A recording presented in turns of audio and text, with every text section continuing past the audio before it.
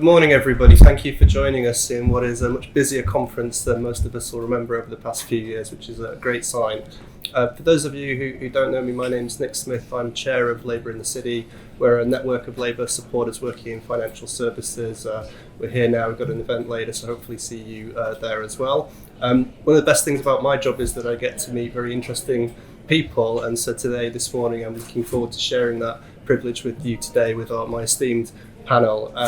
I'm going to pause here, let each of them introduce ourselves before we get into things. So maybe starting with Alex to my left. I'm Alex, so I'm Labour and Cllr MP for Leeds North West. I'm the chair of the Net Zero group in Parliament and have a range of groups involved around climate and nature. Thank you. Heather. Hi, Heather Buchanan. I'm Chief Executive and Co-founder of Bankers for Net Zero. We convene the UK country chapter of the Net Zero Banking Alliance, very much look at the climate commitments that banks have made in terms of decarbonisation and look at how we could make the policy environment as enabling as possible so they can kind of support the real economy and the transition to net zero. I'm Jude. I'm a Programme Director at the Green Finance Institute. We're an independent non-profit set up by the UK government after the 2019 Green Finance Strategy to advise the government on green finance, green economy policies. My team's been leading the work on the UK's green taxonomy, which I'm sure we'll talk about today. I'm also a councillor in Westminster, Labour Westminster as of last year, where I'm Deputy Cabinet for Climate Action and Biodiversity. Thank you all. So today's topic is SME sustainability in the financial services sector. I'm sure you're all very familiar with the debates within the Labour Party about climate change, the role of the financial services sector in supporting its agenda here.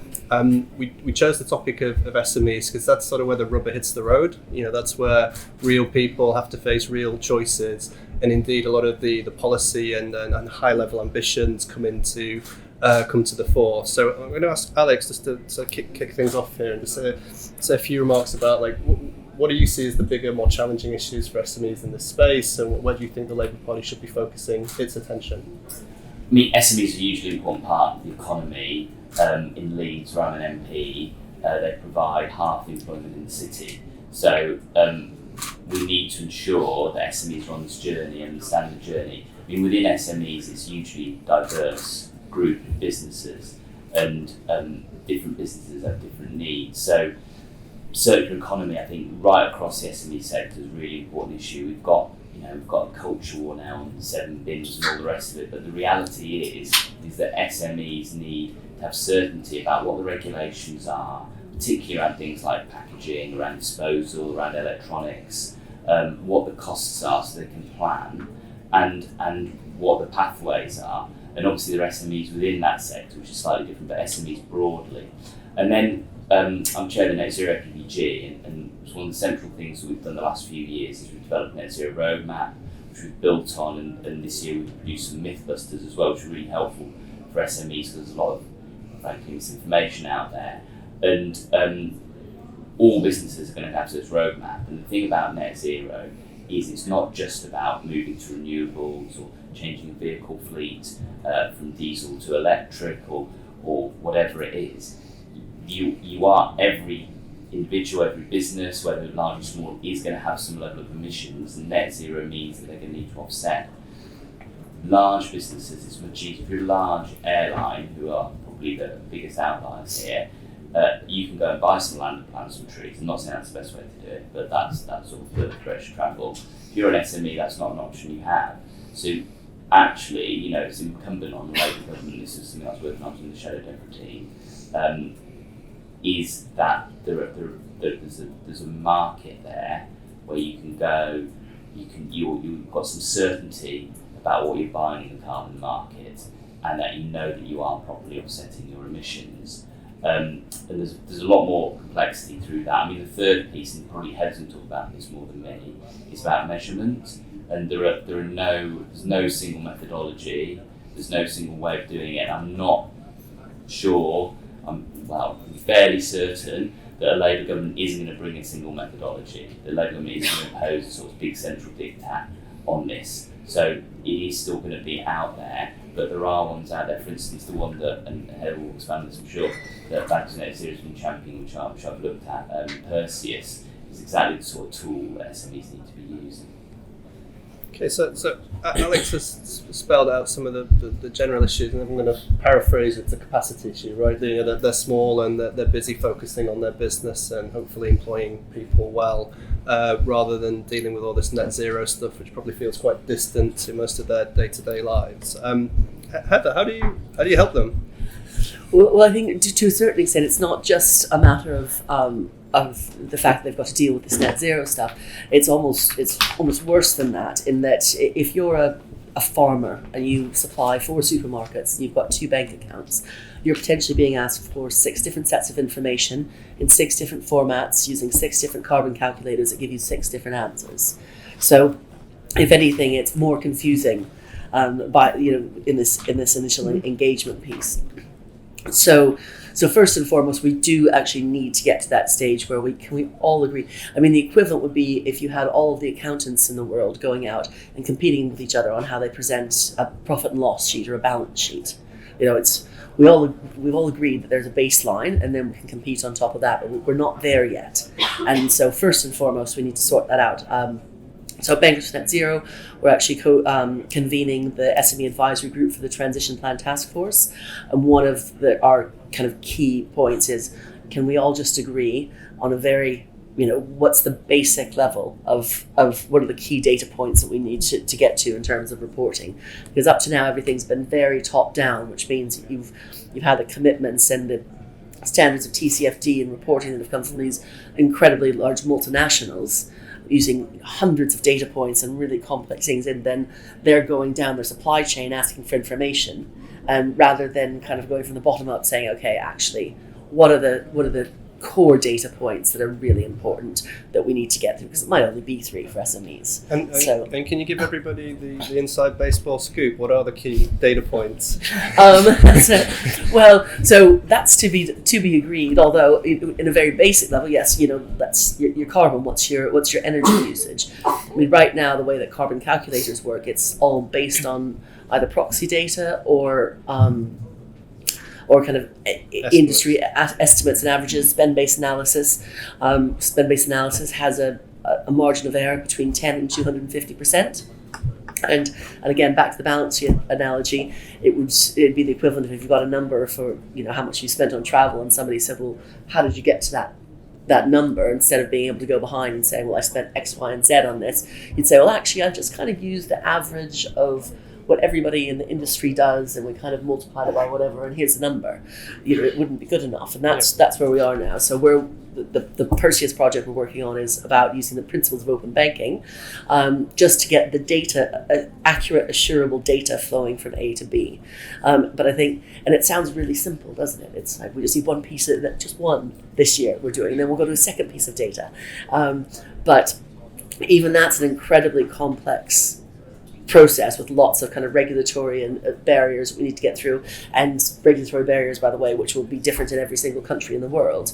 And so if you think that's a difficult point, that's the kind of level of kind of challenge, I guess, that we have, and something we have to roll out on an international, for us, national scale, but something that needs to happen internationally as well, and in order to have proper interoperability in terms of SMEs even trading around. So it's not insignificant, but as I said, I think where we've really come from, and just in terms of the banking sector, it's quite important to realize. So banks have a commitment to decarbonize their financed emissions by 2050. Again, it sounds like a very simple statement, but that means that financial institutions are on the hook for and need to understand every single mortgage, every overdraft, every small business loan, every corporate loan, and the corporate supply chain. Which is a big deal, and so I think a lot of people don't realize that these next kind of data points coming in, it's going to happen in our mortgages as well, and for small businesses. And so how to engage is a really difficult challenge that we're looking at. Yeah. Right, we were talking about this a bit earlier, and some of the work GFI are doing to try and assist and support here. Like, what are your thoughts on what the FS sector should be doing for the SME sector? Yeah, so I think just briefly I want to take a step back, and we're already starting to talk about the how they do it and some of the difficulties with that, but we haven't yet touched on the why. And of course, we have a 2050 net zero target, but SMEs are so important to achieving this. It's estimated that around 50% of the UK's emissions can be attributed to the activities of SMEs, yet 3/4 of them, over 75%, don't have a decarbonisation plan. So when we're saying we've got this 2050 net zero target, the 2030 interim targets, we really need to support SMEs to make that transition, hence everything we've just been talking about. It's not just education, time, capacity, it is also that access to finance. And Heather started talking about some of the commitments banks have. There are also regulations coming through in the UK at the minute, which we're working with the GFI, which will put requirements on banks and large firms to report how green they are. And so the green taxonomy is a fundamental part of this. It's going to be a dictionary as to what sustainable economic activities are. So each sector will have a science-based definition saying what green in that sector is and what isn't green. And larger companies will have to report their annual revenues against this, and banks will have to report their loan books. SMEs are currently exempt from having to do this. And I would argue rightly so if they don't have the capacity right now, but we need to find a way to capture them into the future. And in particular, when you think about banks having to report every mortgage, every corporate loan they're making, they're going to start asking SMEs these questions. And if they're struggling to even give their data points around carbon emissions, how are they going to be able to look at this taxonomy regulation, figure out how green they are? So there needs to be some support, either from the banks themselves who are asking for this information, or support from government or quasi-governmental institutions, such as GFI. Support is needed though, because these regulations are coming, and we can't afford to miss out a large proportion of the economy. And just for any concerned representatives in the audience, we know that retail SME banking is not the only interface here. We know the insurance sector has a lot of a big role to play as well. And venture cap, we're touching on everything. And you talked about that technical support, right? So you can come to a conference like this and we've got to solve climate change, we've got to solve biodiversity, we've got to protect nature, we've got to look after water consumption, we've got to make sure people are employed properly. There's a huge range of things. Like, where do you see the biggest role for the FS sector in sort of making that a bit more proportionate? Yeah. So helping an SME try to zero in on what is the most essential thing for their sector, their business model, so they can prioritise that. Yes, there's been a lot of discussion around the reporting requirements of the taxonomy and whether, when you put it onto SMEs, you have a much slimmed down version that you need to report. And one of the key things on this is going to be standardisation of the reporting regime. So this would fall under a different regulation under the Department of Business and Trade. But can we make it simple, a form they can fill in that is replicable, so they're not having to give 6 different responses to 6 different supermarkets if you're a farmer? Can you make it in a way that's machine readable? So again, cuts down the time, cuts down the amount of effort the SMEs have to go through. I think the answer is absolutely yes, but that work needs to be starting and needs to be starting soon. Okay, so we're already geeking out here over acronyms and initiatives and everything. Like, Alex, can you bring us back to the real world a little bit that you inhabit? I'm gonna step back a little bit. I talked to a lot of businesses, particularly those who are in the transition. Right from some of the large scale businesses down to SMEs. And I think there's if we step back, there's a slightly different approach, strategic political approach from the two main parties in this country. So there's an approach from the current government, which actually I think is a fairly new approach. I think it's Liz Truss onwards, that we need to step back. Business will just fill the gap. Transition will happen on its own. Don't need to do anything. Just going to get there. We'll set a date and everything will happen. Businesses say to me they cannot make investment decisions. They can't have an unequal playing field where they're taking voluntary actions and others are taking mandatory actions. They can't sit there looking at the EU who are regulating, who are bringing in systems while the UK are not doing it. It might be difficult, there might be cost, but it's better that we have tight and strong regulation which will bring in investment. I'm not maybe scandals which won't be in capital flight, but we have seen some capital flight from the UK out to other territories, other jurisdictions, and will mean that they are on the journey along with all the other businesses. They're not running far ahead and potentially hurting their business, their sales by doing the right thing. I think that'll be Labour's approach, it'll be ratcheting up. It won't be a scare the horses approach. It won't put businesses out of business, which is going to be the rhetoric that will be in the general election, I'm afraid, but it will take everybody on the journey together and in the right time frame for our Paris commitments. Although, if we're honest, we've lost so much time. I was at Paris in 2015, but they will get us back on track, and we'll take the right regulatory measures. The Green Prosperity Plan, we're about to hear from Rachel Reeves, and she sort of trailed this, I'm sure is what she'll say, is going to be a plan that unlocks private investment right up and down the economy. So, inevitably we'll be talking about largest businesses, the energy sector, the transport sector, the housing sector, but actually it will go right across. And if you remember all of those sectors and every other sector, SMEs are right through the supply chain. But it also take those sort of SMEs that we all think about and use every day in the retail sector, the hospitality sector, etc., on a similar journey. And just continuing this theme of bringing it back down to earth, Heather, like the people who are going to have to deal with this on the ground in the banking, insurance, sector, it's going to be people in call centres, people in branches or equivalents. Like, where do you see investment being made in helping these people to sort of understand why this is part of the customer service, that they're expected to provide, and helping them to sort of be conversant in this sort of language as well? Because it does feel like a gap compared to how we've trained people previously in the sector. No, absolutely. Certainly at the kind of, sustainability is in general in the financial services sector has gone from kind of a small team sitting in the corner, kind of contemplating the neighbours with a woolly jumper on, to like being in the centre of the chief executive's office, and and their teams are growing at pace.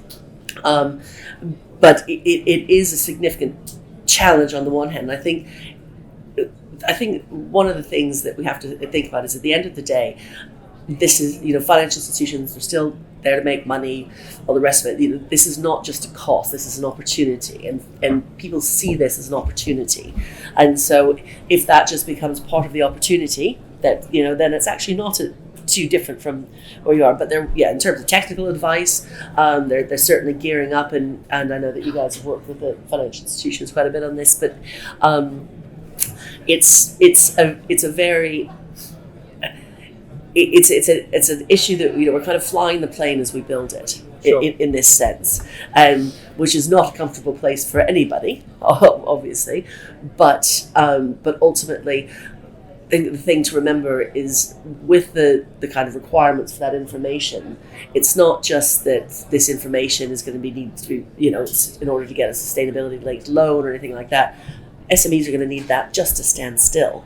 Mm-hmm. And not be kind of behind the competitors. So it's just becoming part of the normal processes, to be honest. Okay, so Alex, you've got permission to scoop Rachel's speech. I've checked the Wi-Fi isn't working here, so no one will broadcast anything. Can you give us a bit of an insight in what you expect the future Labour government to be talking about this afternoon? And let me put it another way: we're all interested in what a future Labour government's going to do from a policy perspective. So where do you see the key initial priorities for a future Labour government? Just make it clear, I've not seen Rachel Reeves' speech.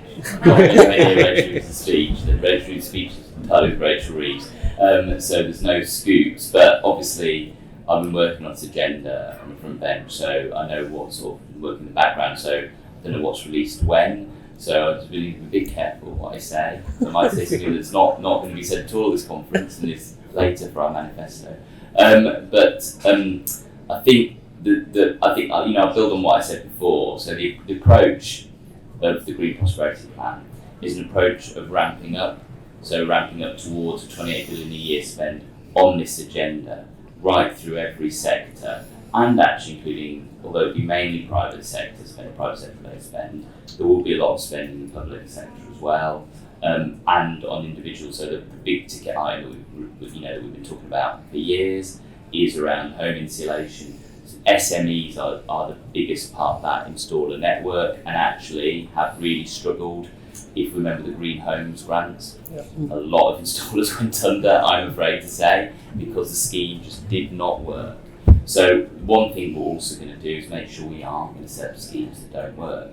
So we're going to build on what works now. We're going to talk to those in the industry. We're engaging very strongly now in the industry across Ed Miliband's team, across Johnny Reynolds' team, Treasury team, DEFRA team, with people, with industry bodies, particularly associations of the industry, to make sure we'll do what works. We're not saying schemes, no knee-jerk announcements of train lines have already been built or will never be built. It's all going to be slow ramp up and delivery, and that's why probably a bit of an error to say, when we announced the Green Prosperity Plan, it'd be £28 billion a year from like the day we got elected, because that wasn't going to happen because the workforce isn't there, because the schemes aren't there. You can't turn up from opposition on day one in government and go, here you go, here's £6 billion programme, spend £6 billion this year. It's just not, and and everybody, not necessarily in the public, everybody in the industry knew it wasn't tenable. So that's the sort of credible approach that we can take.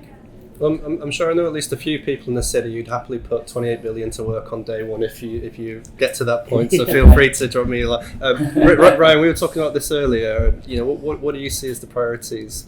Well, I want to just talk a bit more about the opportunity side of this. So Heather and I, we did work together, it's been 2 years ago now, on the state of the retrofit supply chain. The fact that we need to scale the SMEs who work in that sector up 10 times to meet on net zero targets. Yeah. That was 2 years ago, and the government has done next to nothing on helping to achieve that in the last few years. So there's a huge opportunity here for the SMEs that learn to speak this language and pivot to look at these sorts of industries. And I know you're all waiting to hear what the national Labour government's going to do, but local Labour governments, like the one in Westminster, we're already trying to add this into our procurement processes. We have local net zero targets. 75-80% of local councils across the country have local net zero targets. And we have control over more than 80% of our local emissions through things like procurement. So obviously in our procurement contracts, we want SMEs that are doing this, that are going to be using electric vehicles on our streets instead of using ICE vehicles. And again, those SMEs that are starting to already do this, they get favourable positions when they go in for those bids. So it's in everyone's best interest to already start moving this forward. Now, that comes back to I appreciate the fact that there are capacity constraints, resource constraints, and that's where I think government should be able to support. I think it's probably also just in terms of the amount of capital that's available for this. I mean, you'll hear it all the time. At no point in any of the conversations last year from financial institutions has anybody said there's not enough money to do this. It's quite the opposite. There's loads of cash around. But as I say, it's the policy, it's the clear policy signals, the policy direction, the confidence, because that cash can only get invested with clear kind of risk parameters. And so when we're going into new technologies or new industries, if they aren't able to project it properly, they're not going to invest in. So having either really clear policy signals from government or things like government-backed guarantees, even for kind of a 10% of loan, can shift things massively in the right direction in terms of getting the capital deployed. But we say the skills shortage is probably a very significant element for us. But for a government, I mean, in the work we did about the 10 times needing to scale up the retrofit supply chain, the number one recommendation was, say long term, how many people do you want installing year on year? And I know the government said 600,000 every year, but there was no support underneath it. So you need both sides of it. You need that stick, which is the target, what we're going to get to, then you need the carrot to help them get there. And this is why the recent announcements moving of the dates have been received so negatively by, I'm assuming, many people in this room as well. So one of the challenges, and so people want to ask questions, we'll come to that in a moment. One of the challenges I come across in my day job is that there's no real consistent data here. And so while, as an investor, you might like the idea of supporting the retrofit of, however many thousand UK homes, those retrofitters are not giving you data in an Excel spreadsheet, let alone machine readable format. And so how do you solve this? Because particularly for the SME sector, again, on a capacity issue, there just isn't capacity there. They already are overburdened by red tape. Do we really will be adding more to them to incentivize them in the way that we're all talking about for sustainability purposes? So on the data side, Ryan, where do you see the easier wins, and how did you measure this in Westminster as well? I'm interested. So, Nick, I'm going to in a second, because I know you want to talk about your work, which looks at this space as well. I know you're chair, but feel free to talk about that in a second.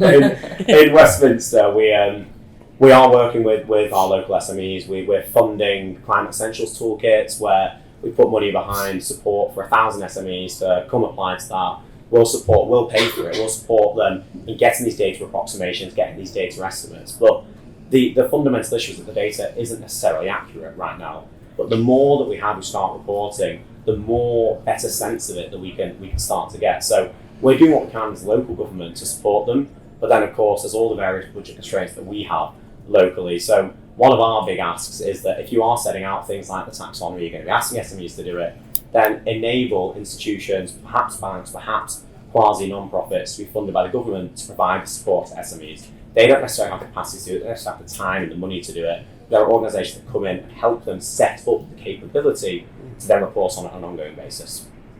And I will talk about my initiative, but I'll let Heather just come in on this point as well. Like, where have you seen the biggest like support your initiative in terms of just taking that share out of the SMEs' hands and making it easy? Like, what are the technical challenges? What are the human challenges? So again, back to kind of what I was saying earlier, some of the technical challenges, of course, being that we don't actually have a way to accurately get data points in. Again, so.